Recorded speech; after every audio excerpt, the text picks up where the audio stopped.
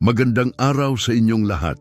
Ako'y nagagalak na makasama kayo sa panibagong pagkakataon na ito dito sa ating paboritong sulok ng pananampalataya at pagmumuni-muni.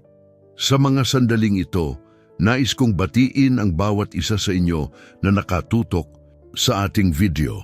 Alam ko na ang buhay ay puno ng mga pagsubok at pagsasaalang-alang, ngunit narito tayo ngayon upang magtipon, magdasal at magbahagi ng mga mensahe ng pag-asa at inspirasyon. Kaya't kunin na ang inyong mga notebook at pen at huwag kalimutang i-share ang video na ito sa inyong mga kaibigan at pamilya. Sa araw na ito, ang ating tema ay, Anak, hindi ka maniniwala sa biyayang nasa inyo. Isang malalim at makabuluhang paksa na tiyak na makakapagbigay liwanag sa ating mga puso at isipan. Alam natin na sa bawat hamon ng buhay, may tinatagong biyaya na naghihintay sa atin. Maraming pagkakataon na naguguluhan tayo o nadidismaya sa mga kaganapan sa ating paligid. Ngunit sa kabila ng lahat ng ito, may mga plano ang ating Panginoon para sa atin na mas malaki kaysa sa ating mga inaasahan. Kaya't habang tayo'y nag-uusap tungkol sa mga biyayang ito, nais kong hikayatin kayong maging bukas at handang tumanggap ng mga mensahe mula sa Diyos. Pwede nating isipin ang mga pagkakataon na tila wala tayong pag-asa, ngunit sa mga hindi inaasahang pagkakataon ang Diyos ay nagbibigay ng mga biyayang hindi natin inaasahan. Minsan, ang mga ito ay dumating sa anyo ng suporta mula sa mga mahal natin sa buhay o kaya naman ay mga pagkakataon na nagbubukas ng mga pinto na sa tingin natin ay sarado na. Mahalaga na maunawaan natin na ang mga biyayang ito ay hindi laging nangyayari sa paraang inaasahan natin. Minsan, ang mga ito ay dumating sa mga pagkakataon na tayo'y naguguluhan o nag-aalala. Ngunit sa kabila ng ating mga takot at pangamba, ang Diyos ay nandyan upang ipakita sa atin na Siya ay tapat at mapagbigay.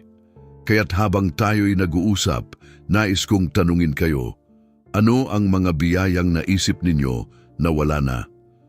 Ano ang mga pagkakataon na akala ninyo ay walang pag-asa, ngunit sa huli ay nagbigay sa inyo ng mga hindi kapani-paniwalang biyaya?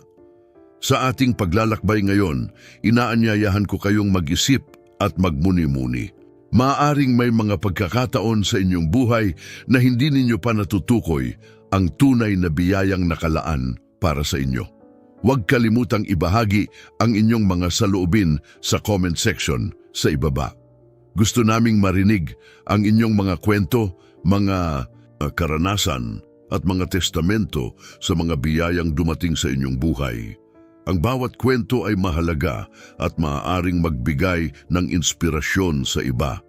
Bilang isang komunidad, tayo'y nagkakaisa sa ating pananampalataya at pagtitiwala sa Diyos. Hinihimok ko kayong mag-subscribe sa ating channel upang manatili tayong konektado at patuloy na mapalakas ang ating pananampalataya. Sa pamamagitan ng pag-subscribe, mas madali ninyong makikita ang mga susunod nating mga video na puno ng mga mensahe ng pag-asa at inspirasyon. Sa ating paglalakbay, sama-sama tayong matututo at lumago sa ating pananampalataya. Ang ating talakayan ngayon ay hindi lamang tungkol sa mga biyayang natamo, kundi pati na rin sa mga biyayang darating pa. Sa bawat pagsubok at hamon, may mga oportunidad na naghihintay. Kaya't manatili tayong nakafocus sa mga positibong bagay at sa mga biyayang ipinagkakaloob sa atin ng Diyos. Sa ating pag-usap tungkol sa mga biyayang ito, inaasahan kong makakahanap kayo ng lakas at inspirasyon upang patuloy na lumakad sa landas ng pananampalataya. Sama-sama nating tuklasin ang mga hiwaga ng mga biyayang ito habang patuloy tayong naglalakbay sa ating pananampalataya.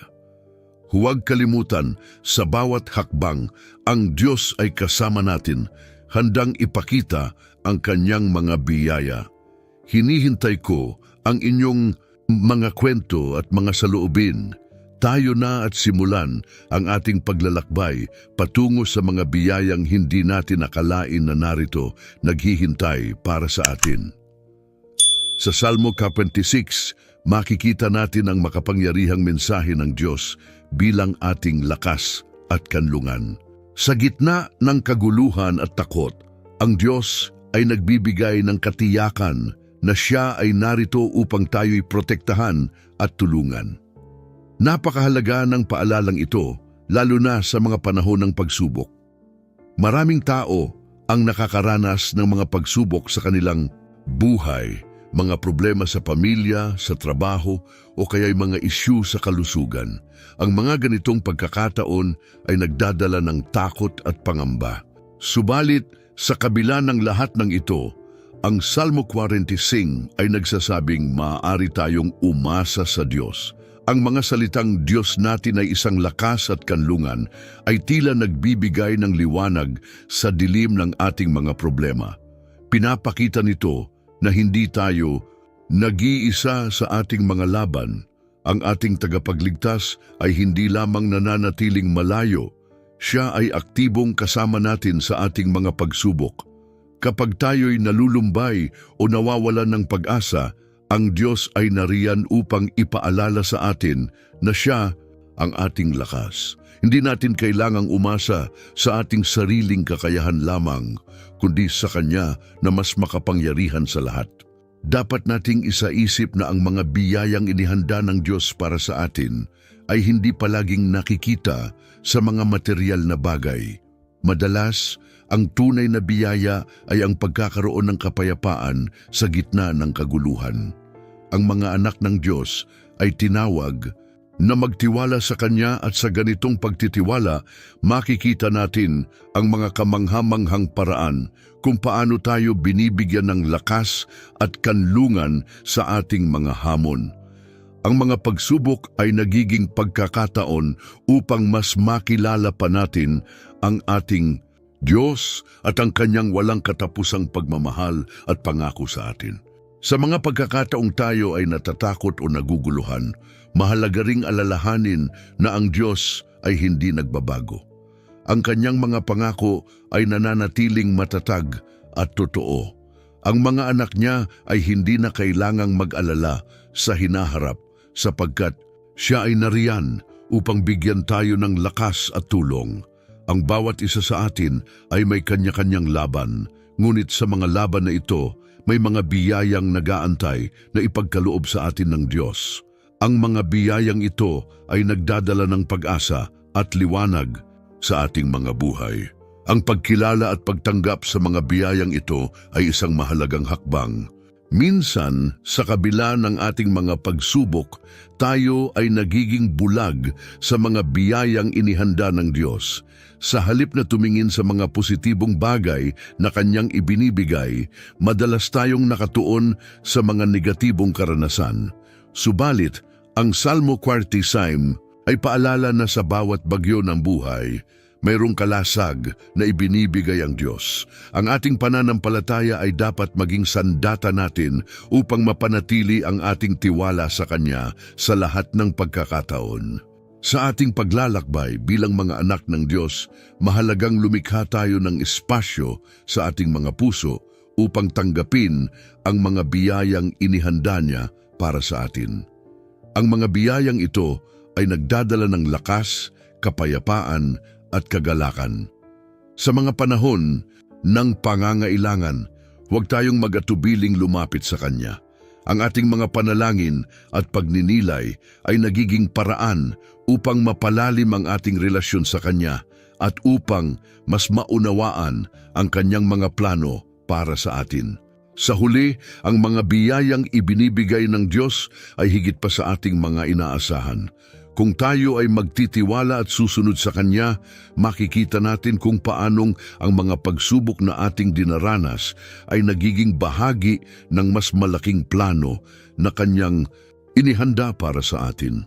Sa bawat hakbang ng ating buhay, naway mapanatili natin ang ating pananampalataya at pagtitiwala sa Diyos, sapagkat ang Kanyang mga biyayang inihanda para sa atin ay talagang hindi natin aakalain. Ang tema ng anak, hindi mo aakalain ang biyayang inihanda ko para sa iyo, ay isang napakalalim na mensahe na nagmumula sa Salmo 23. Dito, makikita natin ang mga biyayang inihanda ng Diyos para sa kanyang mga anak na tila hindi natin kayang ipagpalagay o pahalagahan. Sa mga talatang ito, ang Diyos ay inilalarawan bilang ating mabuting pastol na nagbibigay ng gabay at kasiyahan sa ating mga buhay. Isipin natin ang imahe ng isang pastol na nag-aalaga sa kanyang kawan. Ang isang mabuting pastol ay hindi lamang nagmamasid, kundi aktibong nag-aalaga, nagbibigay ng pagkain at nagpoprotekta sa kanyang mga tupa. Sa Salmo 23:1 sinasabi, "Ang Panginoon ang aking pastol, hindi ako magkukulang." Ito ay isang napakagandang pangako na nagmumula sa Diyos. Ipinapakita nito na ang ating Panginoon ay may kakayahang punan ang lahat ng ating pangangailangan. Sa bawat hakbang ng ating buhay, siya ang ating gabay at sa Kanya wala tayong dapat ipag-alala. Ngunit ano nga ba ang mga biyayang ito na inihanda ng Diyos para sa atin? Una, ang Kanyang gabay. Sa mundong puno ng kaguluhan, napakahalaga na tayo ay mayroong direksyon. Ang ating mga pangarap at hangarin ay maaaring magbago, ngunit ang Diyos ay laging nariyan upang ipakita sa atin ang tamang landas. Sa mga panahon ng pagdududa at takot, ang Kanyang tinig ang ating dapat pahalagahan. Ang Kanyang mga salita ay nagbibigay liwanag at pag-asa sa ating puso. Pangalawa, ang kasiyahan na dulot ng Kanyang presensya. Sa Salmo 23:23, sinasabi, "Ako'y pinapahimlay sa mga pastulan na berdeng-berde. Ako'y pinapanginain sa tabi ng mga tubig na tahimik." Ang mga salitang ito ay naglalarawan ng kapayapaan at kasiyahan na dulot ng pagkakaroon ng relasyong malapit sa Diyos. Sa kabila ng mga pagsubok na ating dinaranas, ang Kanyang presensya ay nagdadala ng kapanatagan. Ang mga biyayang ito ay hindi lamang material kundi pati na rin espiritual. Ang kasiyahan na nagmumula sa Kanya ay nagbibigay lakas sa ating mga puso at isip. Minsan, ang mga anak ng Diyos ay nahuhulog sa bitag ng pag-aalala at kawalang tiwala. Sa mga pagkakataong ito, kinakailangan nating muling balikan ang Salmo 23. Ang Diyos ay nag-aanyaya sa atin na magtiwala sa Kanya. Ang Kanyang mga plano para sa atin ay higit pa sa ating mga inaasahan. Sa mga oras na tayo ay naguguluhan, ang Kanyang mga pangako ay nananatiling matatag. Tayo ay hinihimok na lumapit sa Kanya at sa ating paglapit, makikita natin ang mga biyayang inihanda niya na hindi natin kayang ipaliwanag. Ang mga pagsubok sa buhay ay hindi maiiwasan. Ngunit sa pag-alam na ang Diyos ay kasama natin sa bawat hakbang, nagiging mas madali ang mga hamon. Sa Salmo 23:4 sinasabi, "Kahit na ako'y maglakad sa libis ng anino ng kamatayan, hindi ako matatakot sa anumang masama, sapagkat ikaw ay kasama ko." Ang katotohanan ito ay nagbibigay ng lakas sa ating loob. Ang mga anak ng Diyos ay hindi nag-iisa.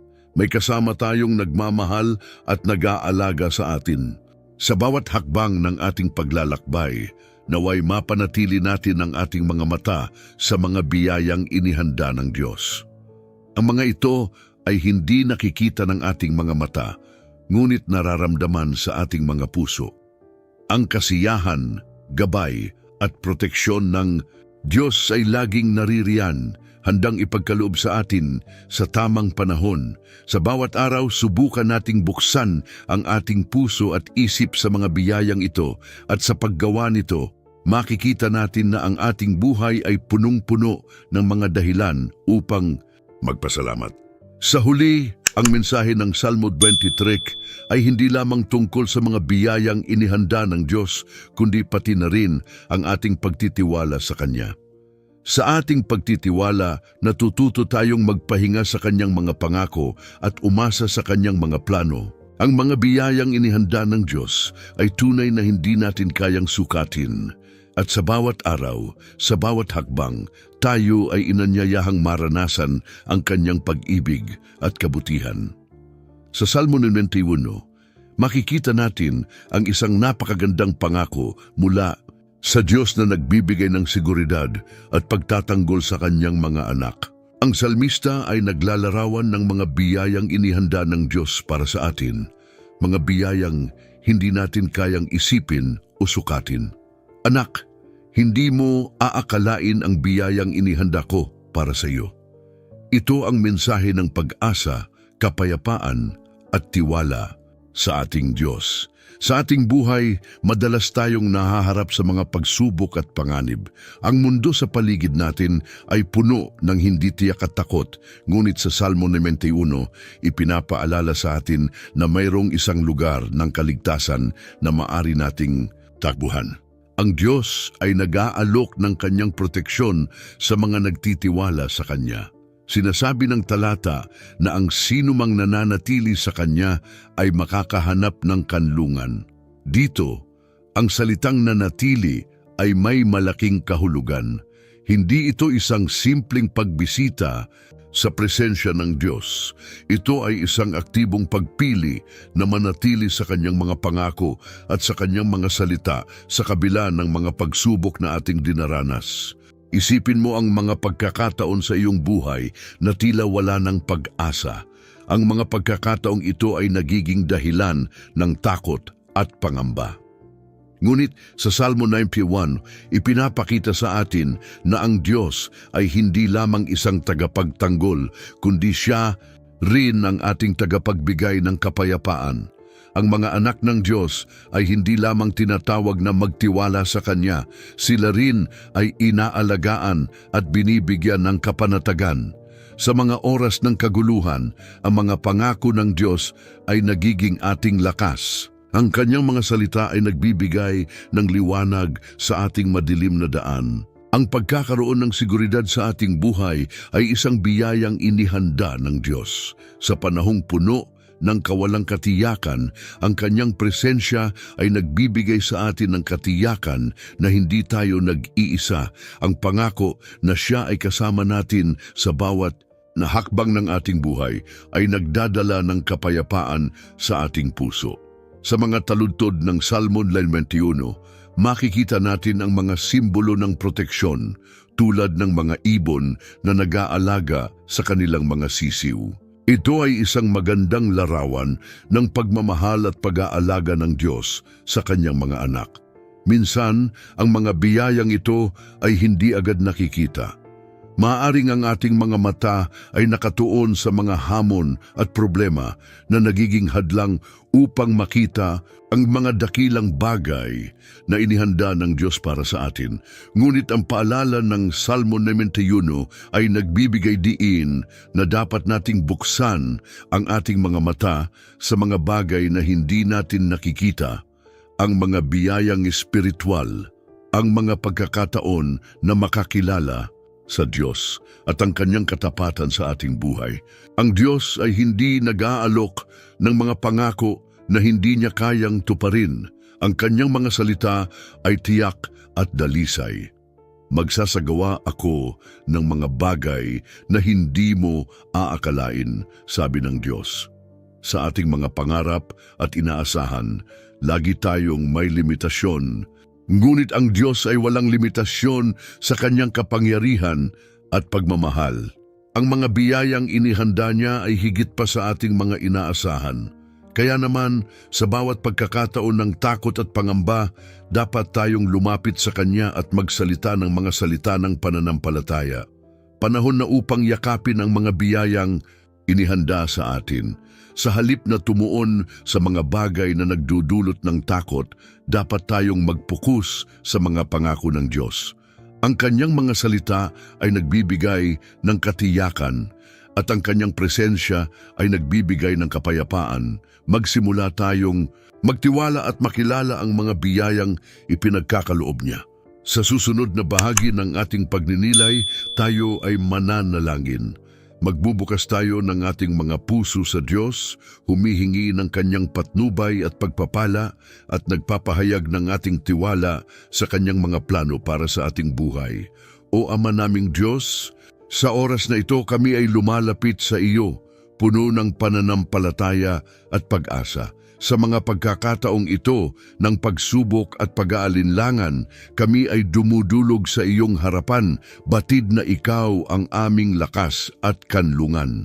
Sa aming mga puso, naririnig namin ang tinig ng pag-asa na nagsasabing, Filho, você não vai acreditar na bênção que tenho para você.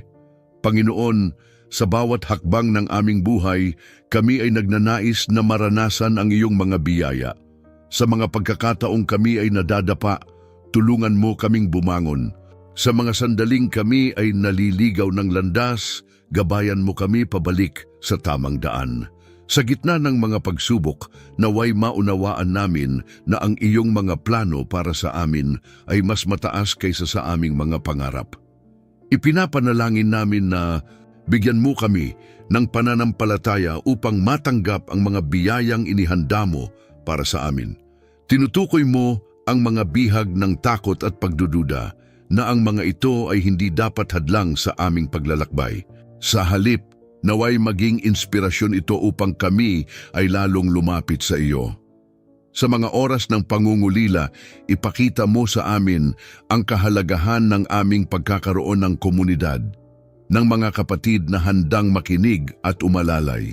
Ama, sa mga pagkakataong kami ay nalulumbay, ipaalala mo sa amin ang iyong pag-ibig na hindi kailanman nawawala.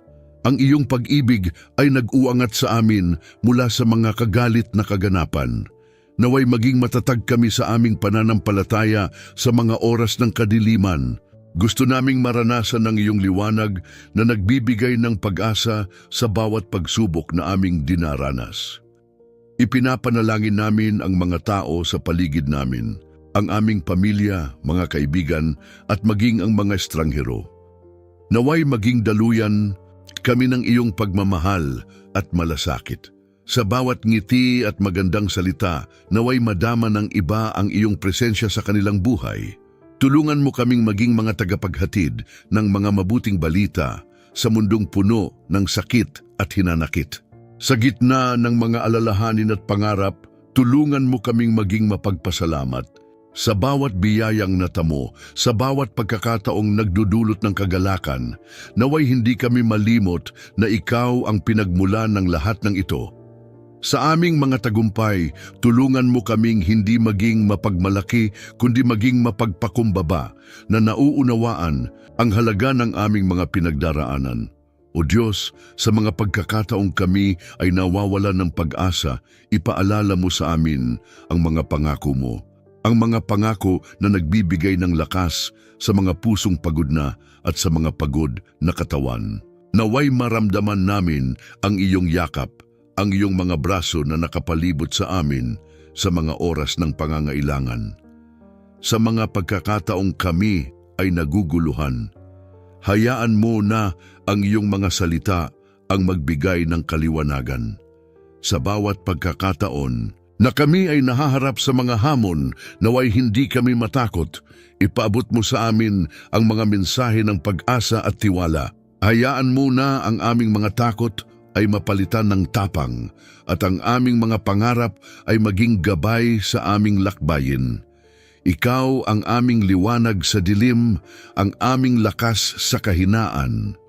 Sa bawat hakbang na aming tinatahak, naway marinig namin ang iyong tinig na nagsasabing, narito ako kasama mo. Sa mga pagkakataong kami ay nag-aalala sa hinaharap, bigyan mo kami ng katiyakan na ikaw ang may hawak ng aming mga kapalaran. Sa aming mga puso, puno kami ng pag-asa na ang mga biyayang inihanda mo ay higit pa sa aming inaasahan. Naway maging bukas kami sa mga pagkakataong dumating ang mga ito, at huwag sana kaming mawalan ng pananampalataya sa mga sandaling tila ang daan ay masalimuot. Panginoon, ang aming mga pangarap at adhikain ay nakasalalay sa iyong mga kamay. Sa bawat hakbang, kami ay humihingi ng iyong gabay at proteksyon. Naway maging matatag kami sa aming pananampalataya at patuloy na umasa sa mga biyayang darating. Panginoon, habang kami ay patuloy na naglalakbay sa landas ng buhay, kami ay humihingi ng iyong mga gabay at pagsuporta. Naway sa bawat pagsubok at hamon na aming nararanasan, makita namin ang mga aral na nagmumula sa iyo. Sa mga sandaling kami ay naguguluhan at nag-aalinlangan, ipaalala mo sa amin ang mga pagkakataong iyong pinatunayan ang iyong katapatan. Ang mga pagkakataong kami ay umiyak, ikaw ang aming naging kanlungan, at sa mga pagkakataong kami ay nagalak, ikaw ang dahilan ng aming ngiti. O Diyos, sa mundong puno ng mga pagsubok, hinahangad naming maging matatag sa aming pananampalataya. Naway sa bawat hakbang namin, kami ay maging inspirasyon sa iba, na sa kabila ng mga pagsubok, patuloy pa rin kaming nagtitiwala sa iyo. Ang mga tao sa aming paligid ay nangangailangan ng liwanag at kami ay humihiling na maging daluyan ng iyong pagmamahal at pag-asa. Sa aming mga salita at gawa, naway madama nila ang iyong pagkilos sa kanilang mga buhay. Sa mga pagkakataong kami ay naguguluhan sa mga desisyon, tulungan mo kaming makita ang tamang landas. Ipinapanalangin namin ang mga pagkakataong kami ay nahaharap sa mga pagpipilian na tila mahirap. Naway maging malinaw ang iyong mga plano para sa amin at tulungan mo kaming makinig sa iyong tinig na nagtuturo sa amin ng tamang hakbang. Sa mga sandaling kami ay kinakabahan, ipaalala mo sa amin na sa iyong mga kamay ang lahat ay maayos. Minsan, ang buhay ay tila puno ng mga pangarap na hindi natutupad, ngunit sa iyong mga pangako, kami ay nagkakaroon ng pag-asa. Tinutukso kami ng takot at pangamba, ngunit sa bawat pagkakataon na kami ay lumalapit sa iyo, nagiging maliwanag ang aming mga isip at puso. Naway sa mga oras ng pangungulila at pag-aalala, madama namin ang iyong yakap na nagbibigay ng kapayapaan. O Diyos, sa bawat araw na kami ay bumangon, bigyan mo kami ng lakas upang harapin ang mga hamon ng buhay. Ipinapanalangin namin ang aming mga pamilya, mga kaibigan, at ang mga taong wala sa aming paligid. Naway ang iyong pagmamahal ay umabot sa kanila, at sa bawat pagdapo ng aming mga puso, maging daan ito upang sila rin ay makaranas ng iyong kabutihan. Sa mga pagkakataong kami ay nalulumbay, naway ipaalala mo sa amin ang mga alaala ng mga sandaling kami ay nagtagumpay. Ang mga karanasan na nagbigay sa amin ng lakas at determinasyon na patuloy na lumakad sa kabila ng mga pagsubok. Sa tuwing kami ay nagkukulang, tulungan mo kaming makahanap ng katuwang na makakatulong sa amin. Panginoon, sa bawat oras na kami ay nag-iisa, bigyan mo kami ng kapayapaan na nagmumula sa iyo.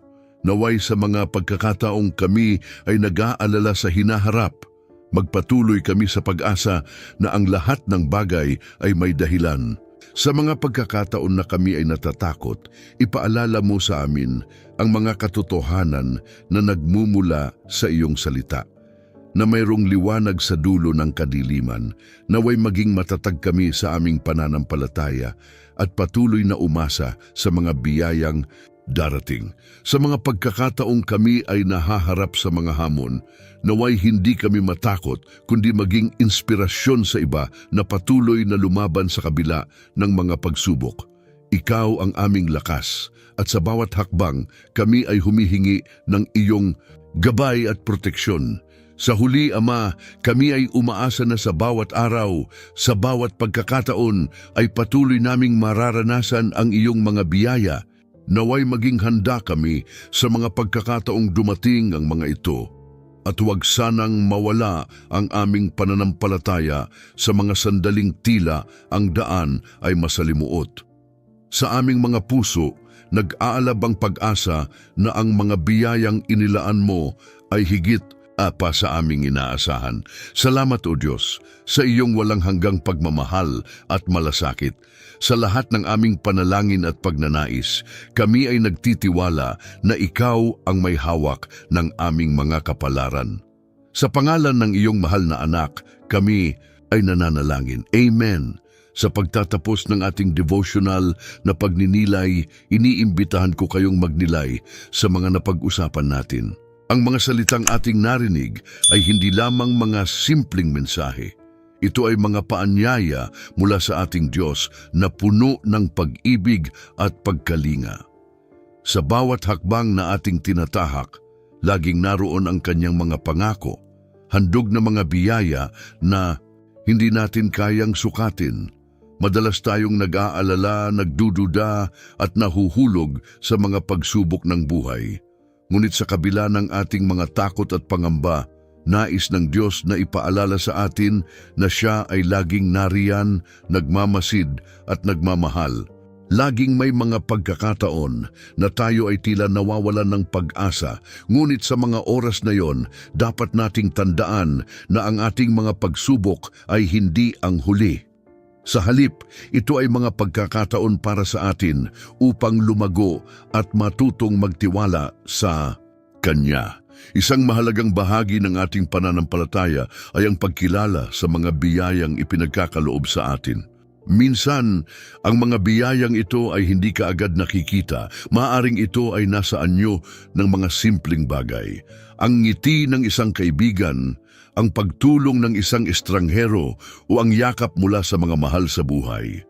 Ang mga ito ay mga paalala na ang Diyos ay aktibong kumikilos sa ating mga buhay. Ang kanyang mga pagkilos ay maaaring hindi laging kapansin-pansin, ngunit ang kanyang mga plano ay laging mas mataas kaysa sa ating mga inaasahan. Huwag nating kalimutan na tayo ay mga anak ng Hari at ang kanyang mga biyaya ay walang hanggan. Ang mga pangako niya ay totoo at matatag. Kapag tayo ay nagdududa sa ating mga kakayahan, alalahanin natin na hindi tayo nag-iisa. Ang Diyos ay kasama natin sa bawat hakbang. Sa mga pagkakataong tayo ay nahihirapan, maaari tayong lumapit sa Kanya at humingi ng tulong, at Siya ay handang makinig at umaksyon. Habang naglalakbay tayo sa ating buhay, makakakita tayo ng mga pagkakataon na dapat nating yakapin. Ang mga pagkakataong ito ay hindi lamang para sa ating sariling kapakinabangan, kundi para rin sa mga tao sa ating paligid. Sa bawat biyayang ating natatamo, may responsibilidad tayong ipamahagi ito sa iba. Ang tunay na kaligayahan ay nagmumula hindi lamang sa pagtanggap, kundi sa pagbibigay at pagmamahal sa ating kapwa. Sa ating mga simpleng gawain ng kabutihan, nagiging daluyan tayo ng mga biyayang galing sa Diyos. Sa mga susunod na araw, naway patuloy kayong maging bukas sa mga pagkakataon na ibinibigay ng Diyos. Huwag matakot, mangarap ng malaki at huwag mawalan ng pag-asa sa mga pagsubok.